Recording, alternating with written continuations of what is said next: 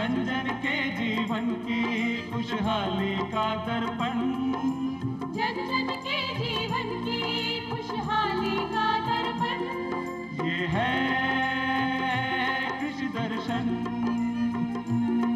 ये है कृषि दर्शन, ये है कृषि दर्शन।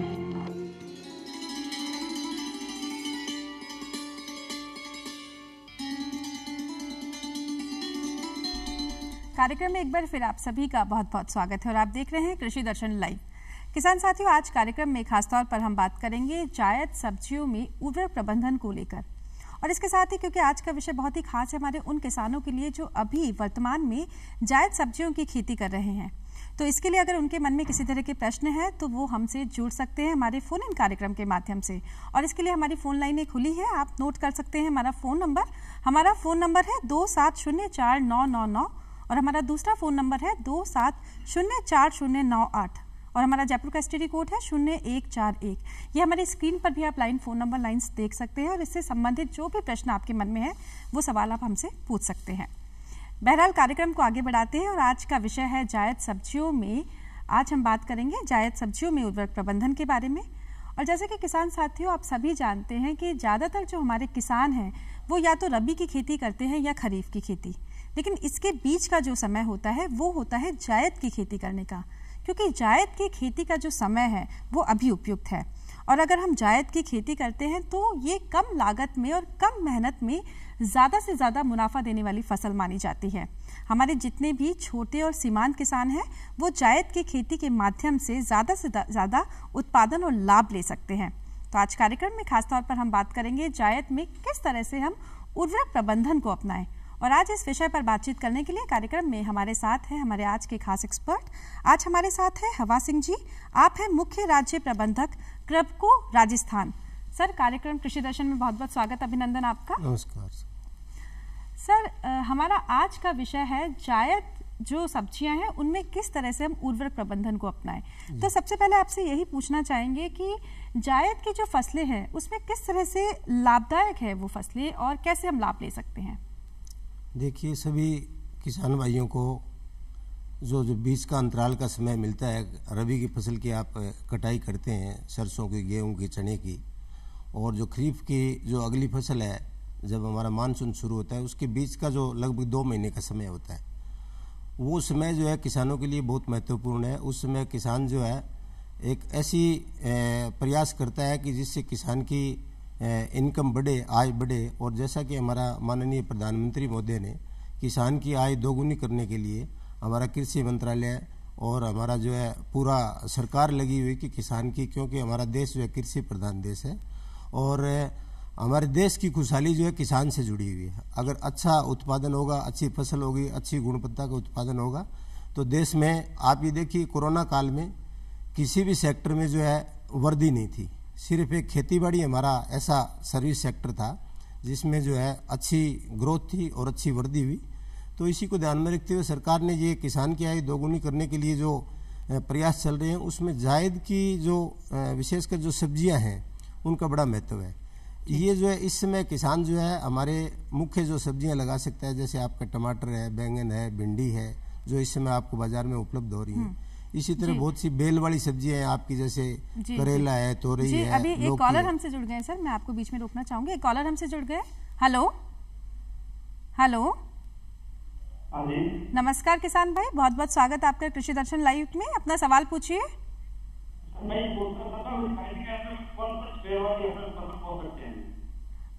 जी सर, पूछना चाह रहे हैं कि जायद के अंतर्गत किन किन सब्जियों को शामिल किया गया है। जायद के अंदर आप जो है टमाटर, बैंगन, भिंडी, मिर्च, इसके अलावा बेल वाली जितनी भी सब्जियां आपके, जैसे तोरई है, लौकी है, आपका तरबूज है, खरबूजा है, जो अभी बाजार में हमें खूब उपलब्ध हो रहे हैं गर्मी के समय में, इन बेल वाली सब्जियां सारी लगा सकते हैं। टमाटर, बैंगन, भिंडी, इनको भी लगा सकते हैं। जी, मतलब आपने बताया कि अभी जो जितनी भी बेल वाली सब्जियां हैं, तरबूज है, खरबूज है, सब्जियों की अगर हम बात करें, ये फलों की बात थी, सब्जियों की अगर हम बात करें तो करेला है, ककड़ी है, टिंडा है, खीरा है, कद्दू है, ये सब हमारी जायद की सब्जियों में आती है। जी सर, क्योंकि आज का जो विषय है वो है उर्वरक प्रबंधन को लेकर, तो अगर हम जायद की सब्जियों में उर्वरक प्रबंधन की बात करें तो कौन कौन से उर्वरकों का हमें उपयोग करना चाहिए? देखिए, उर्वरक तो आपने जो पिछली फसल की अभी कटाई की है, तो जो पहले आपने जो उर्वरक काम में लिया है वो उर्वरक तो उस फसल में काम में आ गया। ये आपका कुछ जैसे नाइट्रोजन है, उसके कुछ नुकसान भी, लॉसेज भी हो जाते हैं, जैसे आपका लीचिंग हो जाती है या पानी के साथ नीचे बह के चला जा सकता है। फास्फोरस, पोटास है, वो आपका घुलनशील अवस्था में नहीं होता, तो आपको उर्वरक तो देना ही पड़ेगा। उर्वरक देने के लिए आप जो है DAP दे सकते हैं, यूरिया दे सकते हैं, आपका म्यूरेट ऑफ पोटास दे सकते हैं। तो जो इसके अलावा जो है आपने अगर फसल की बुआई कर दी है और किसान भाई अगर उसमें उर्वरक का प्रयोग नहीं कर पाए, तो भी आपको उर्वरक देने के लिए जैसे आपने लिक्विड बायो फर्टिलाइजर, तरल जैव उर्वरक आप दे सकते हैं। इसी तरह बहुत से ऐसे उर्वरक आ गए 1 किलो 2 किलो पैकिंग में, जैसे आपका ये 19-19-19 यानी 19 नाइट्रोजन और 19% फास्फोरस, 18% पोटास, ये पूर्णतः जल में घुलनशील होता है। इसको आप जो घोल करके स्प्रे कर सकते हैं। इसी तरह आप ये यूरिया जो 1846 है, इसके अलावा भी 1 किलो 2 किलो पैकिंग में जो उपलब्ध हो रहा है उसको आप कर सकते हो। इसके अलावा आप जो है ये लिक्विड बायो फर्टिलाइजर में भी, जैसे क्रिब्को का लिक्विड बायो फर्टिलाइजर 11 तरह के स्ट्रेन हमारे पास उपलब्ध है। उसमें नाइट्रोजन स्थिरीकरण बैक्टीरिया होते हैं, फास्फोरस गोलक भी बैक्टीरिया होते हैं, राइजोबियम भी होते हैं जो दूध दाल वाली फसलों में। इसके अलावा NPK फर्स्ट और सेकंड भी होते हैं। इसके अलावा जो जिंक गोलक भी होते हैं। तो मतलब ये 10-11 स्ट्रेन है।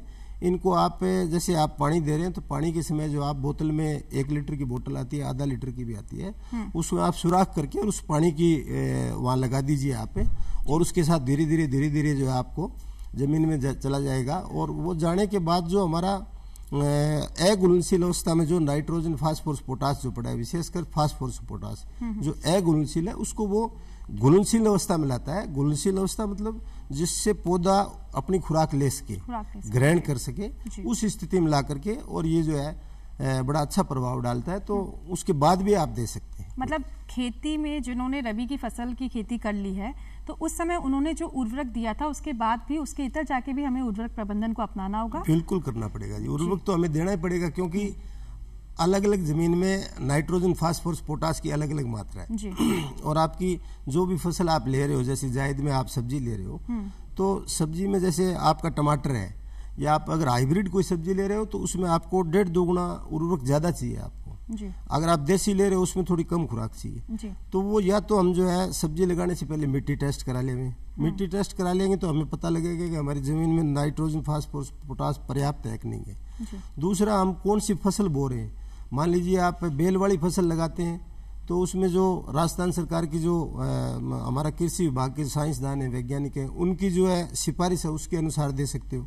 अगर मिट्टी टेस्ट नहीं कराई है तो जैसे बेल वाली सब्जी है, उसमें हेक्टेयर के हिसाब से 80 किलो नाइट्रोजन चाहिए आपको, 40 किलो फास्फोरस चाहिए, 40 किलो पोटास चाहिए।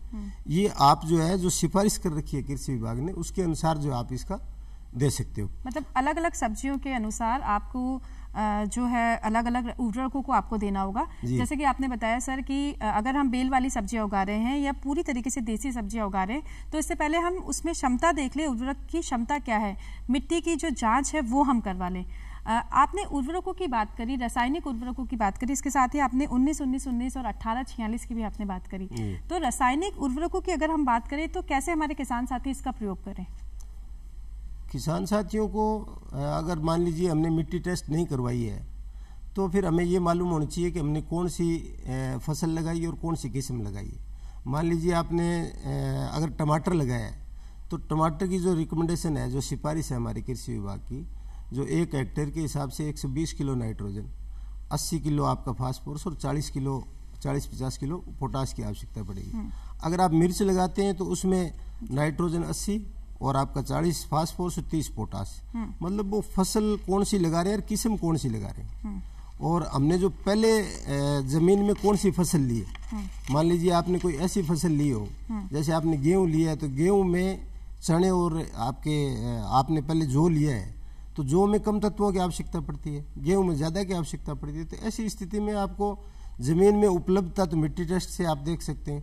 और उसके अलावा जो आपने पहले कौन सी फसल लगाई, अगर गेहूं लगाई है तो निश्चित रूप से आपको उर्वरक ज़्यादा देना पड़ेगा। अगर आपने चना लगाया है तो चने में जो है नाइट्रोजन, क्योंकि चने में नाइट्रोजन फिक्सिंग बैक्टीरिया होते हैं आपके राइजोबियम वाले, वो नाइट्रोजन फिक्स करते रहते हैं, तो नाइट्रोजन आप और कम दे सकते हो, ऐसा भी कर सकते हो। अलग अलग फसल के हिसाब से हमें अलग अलग उर्वरक जो है उसकी मात्रा देनी होगी। जी जी, अभी एक कॉलर हमसे जुड़ गए हैं, हमारे किसान साथी।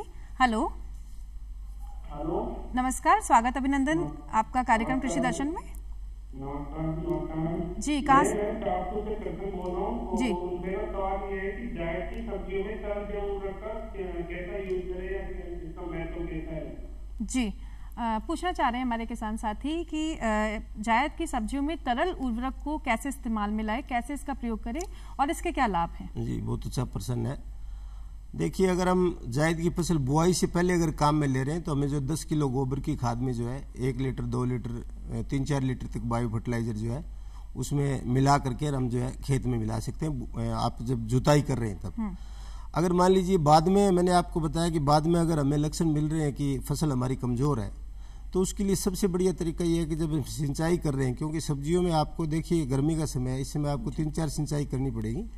तो इस समय जो आप उसमें अपनी बोतल ले लीजिए 1 लीटर की, और बोतल में सुराख करके, और उसको जहाँ से आपका पानी नाले में से आप क्यारी में खोल रहे हो वहाँ जो आप उस बोतल को उल्टा करके लगा दें तो वो धीरे धीरे जो लिक्विड बायो फर्टिलाइजर आपका उसमें जाता रहेगा, और उसका बड़ा अच्छा प्रभाव जो है, अच्छे हमारी यूनिवर्सिटीज़ में भी और हमारे साइंसदानों ने जो रिकमेंड किया है, बड़ी अच्छे उसके परिणाम हैं। जी हम बात करें उर्वरक प्रबंधन की सर, और उर्वरक प्रबंधन के इतर है पोषक तत्व प्रबंधन।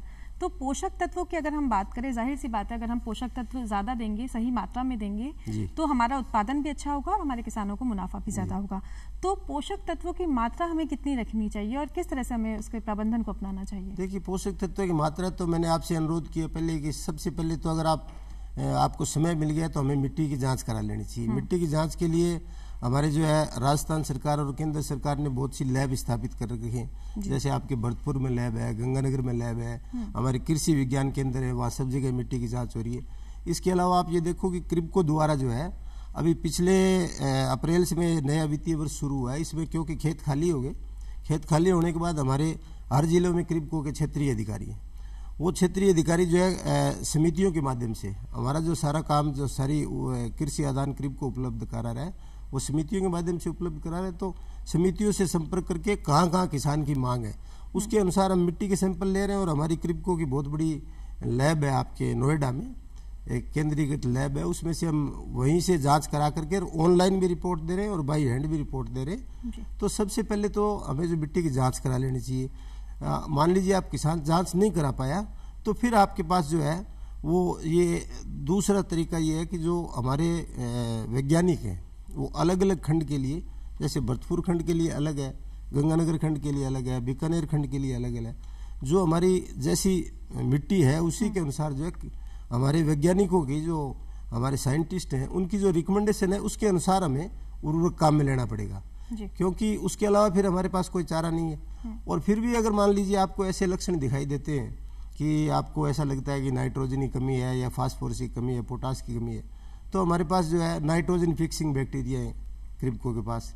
इसके अलावा जो है एनपीके है, और एनपीके फर्स्ट और सेकंड है। अगर आपको लगता है कि जिंक की कमी है तो जिंक सोल्यूबलाइजिंग बैक्टीरिया है। इस तरह हमारे पास 10-11 स्ट्रेन है जो मौके पर किसान जो है सिंचाई के पानी साथ दे करके और उसमें पौधे में पूर्ति करके और अच्छा उत्पादन और अच्छी गुणवत्ता का उत्पादन जो किसान भाई ले सकते हैं। जी हम बात करें सर उर्वरक प्रबंधन की, और अगर हम बात करें गोबर की खाद की या कंपोस्ट खाद की, तो सबसे पहले गोबर की खाद जायद की सब्जियों में कितनी लाभदायक है, ये आपसे जानना चाहेंगे। सभी किसान भाई जानते हैं गोबर की खाद तो है अभी उपलब्ध नहीं हो रही है, बहुत कम हो रही है। और गोबर की खाद जो है हमारी धरती माता के स्वास्थ्य के लिए और उसकी संरचना को, उसकी बनावट को सही रखने के लिए गोबर की खाद की बहुत अधिक आवश्यकता है। और कम से कम हम हर साल नहीं दे पाए तो 2 साल में एक बार जो है गोबर की खाद अवश्य काम में लेनी चाहिए।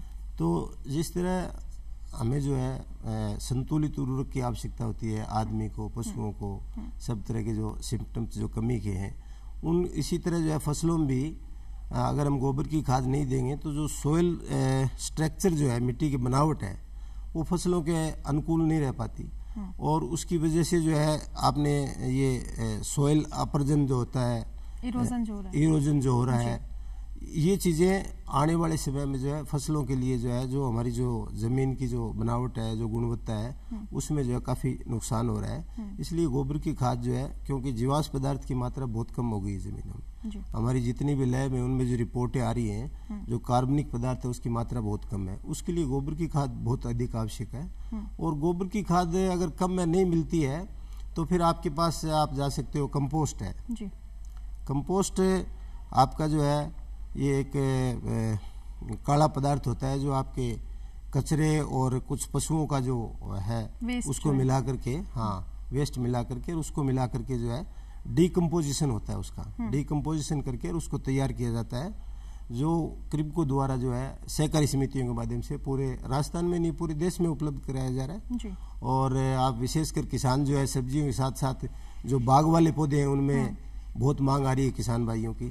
तो कंपोस्ट जो है आप उसका एक अल्टरनेट है। अगर मान लीजिए गोबर की खाद आपको पर्याप्त नहीं मिल पाती है तो उसकी पूर्ति के लिए हम कंपोस्ट जो है, लेकिन कंपोस्ट का ये है कि जब आप खेत तैयार कर रहे हैं, गोबर की खाद और कंपोस्ट जो है खेत की तैयारी के समय देनी पड़ेगी, बुआई से पहले, ताकि वो अच्छी तरह से है जो जमीन में मिल जाए और पौधों को जो है खुराक मिले। और इन खादों का प्रभाव बहुत लंबे समय तक रहता है। आप जो रासायनिक उर्वरक काम में ले रहे हैं, जो लगातार रासायनिक उर्वरक काम में लेंगे और गोबर की खाद कंपोस्ट काम में नहीं लेंगे तो हमारी जो मिट्टी की संरचना जो है, जो बनावट है, वो फसलों के अनुकूल नहीं रहेगी और हमारा उससे उत्पादन गिरेगा। ये सारी चीजें ही मृदा परीक्षण में आती हैं। इसलिए मृदा परीक्षण भी किसान भाइयों को जो है जब भी मौका मिले, जब आपका खेत खाली होगा, पहली फसल कट जाएगी, दूसरी फसल वो उसके बीच का समय होता है, उस समय जो आप नमूना लेकर के, और अब सरकार ने, राजस्थान सरकार ने भी और भारत सरकार ने भी और आपके क्रिप्को ने भी बिना मतलब कोई चार्जेज की जो है जो फ्री में मिट्टी की टेस्ट करके किसान को रिपोर्ट उपलब्ध जी। मतलब क्रिप्को जो है एक तरीके से हमारे किसानों को आगे बढ़ाने के लिए, उनको उठाने के लिए कई तरह के प्रयास कर रहे हैं। आपने क्रिप्को की बात करी, तो क्रिप्को और किस तरह के नवाचार कर रहे हैं हमारे किसानों के लिए, और अगर जो भी गतिविधियां क्रिप्को करता है तो उसका प्रचार प्रसार कैसे करता है ताकि हमारे किसानों तक वो जानकारी सटीक तौर पर पहुँच सके? देखिए, किसान भाई क्रिप्को से भलीभांति परिचित हैं। अप्रैल 1980 में जो है एक ये क्रिप्को का रजिस्ट्रेशन हुआ था और इसमें भारत सरकार और सारे देश की जो समितियां हैं, जो सहकारी समितियां हैं, उनकी हिस्सा राशि है, उनको मिलकर के एक संस्था बनी थी जो दुनिया में आज बहुत बड़ा नाम है, विदेश में भी कारखाने हैं। और सिर्फ सहकारिता के माध्यम से, क्योंकि 2-3 चैनल हैं, जैसे आपने देखा होगा कि कुछ उत्पाद जो है आपको प्राइवेट चैनल से मिलते हैं, लेकिन क्रिप्को के सभी उत्पाद सहकारी समितियां, ग्राम स्तर पर हर गांव में सहकारी समितियां हैं। और पिछले 2-3 सालों में हमारी राजस्थान सरकार ने नई समितियां भी गठित की, जिससे, क्योंकि कोई समितियों में 5-5, 10-10 गाँव थे, तो जो सप्लाई किया जाता था यूरिया, DAP या जो भी बीज वगैरह, उसमें दिक्कत आती थी। तो अब सरकार ने बड़ा अच्छा निर्णय लिया, हर साल जो है कई समितियां नई गठित कर दी, तो उससे भी किसानों को जो है कृषि आदान समय पर उपलब्ध हो रही है।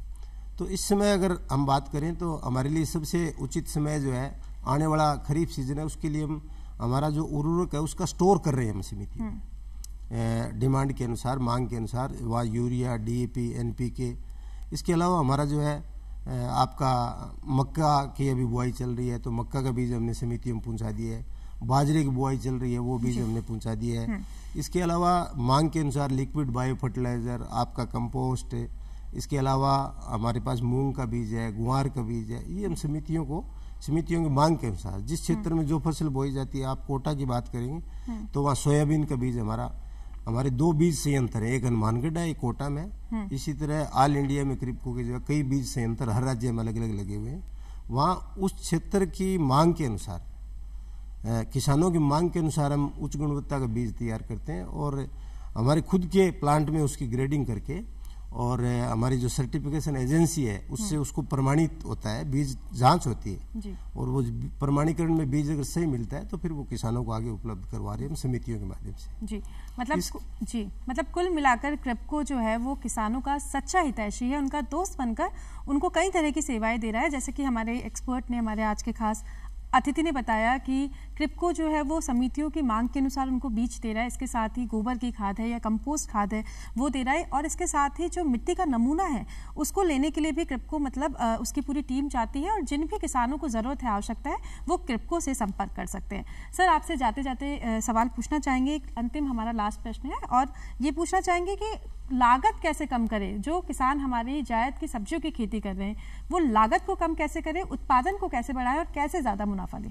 देखिए, आपने जो अंत में जो प्रश्न किया है वो हमारी सरकार, राजस्थान सरकार, भारत सरकार और हमारे सभी वैज्ञानिक जो यूनिवर्सिटीज़ में रिसर्च हो रही है वो सबका उद्देश्य ये है कि किसान की आय बढ़े। मैंने आपसे पहले भी निवेदन किया था कि भारत एक कृषि प्रधान देश है और इसमें 60-70% जो है कृषि में इन्वॉल्व है लोग। तो ऐसी स्थिति में सरकार ने भी ये प्रोजेक्ट ले रखा है, कि मिशन चला रखा है किसान की आय दोगुनी की जाए जी। इसके लिए देखिए आप, हमारे देश में जैसे पानी की कमी है तो पानी के लिए सरकार ने जो है पहले फुहारा सिंचाई पद्धति आई, उसके बाद में और अच्छी सिंचाई पद्धति आई ड्रिप इरिगेशन, बूंद बूंद सिंचाई पद्धति जिसे कहते हैं। तो सब्जियों में मैं किसान भाइयों से अनुरोध करूंगा, विशेषकर बाग और जो सब्जियां हैं, और कॉटन में भी अभी एक्सपेरिमेंट चल रहे हैं, लेकिन बाग और सब्जियों में अगर ड्रिप इरिगेशन हम करें जी सिंचाई, तो उससे एक तो हम कम पानी से ज़्यादा क्षेत्र में सब्जी ज़्यादा ले सकते हैं। बिल्कुल आपने सही बात कही, क्योंकि राजस्थान जो है धोरों का देश है, पानी की बहुत ही कम मात्रा है। तो ऐसे में हमारे जैसे एक्सपर्ट्स आपने बताया कि ड्रिप के माध्यम से, ड्रिप इरिगेशन के माध्यम से हम जायद की सब्जियों की खेती कर सकते हैं, कम लागत में, कम मेहनत में, ज़्यादा उत्पादन, ज़्यादा फायदा ले सकते हैं। आप डॉक्टर साहब, आप हमारे कार्यक्रम में आए और आपने बहुत ढेर सारी जानकारी हमारे कार्यक्रम कृषि दर्शन में आपने किसानों को दी, इसके लिए आपको बहुत बहुत धन्यवाद। और किसान साथियों, आप हमसे कोई भी सवाल पूछना चाहते हैं तो उसके लिए आप हमें पत्र लिख सकते हैं, और पत्र लिखने के लिए हमारा पता है कार्यक्रम कृषि दर्शन, डीडी राजस्थान, दूरदर्शन केंद्र, जयपुर। जी डॉक्टर साहब, आप हमारे कार्यक्रम में आए और आपने जो भी आज हमारी जायद सब्जियों से संबंधित उर्वरक प्रबंधन के बारे में बात करी, आपने क्रिप्को के नवाचार गतिविधियों के बारे में बात करी, हमारे किसान साथियों को बहुत ही बेहतरीन जानकारी दी, इसके लिए आपका बहुत बहुत धन्यवाद। नमस्कार।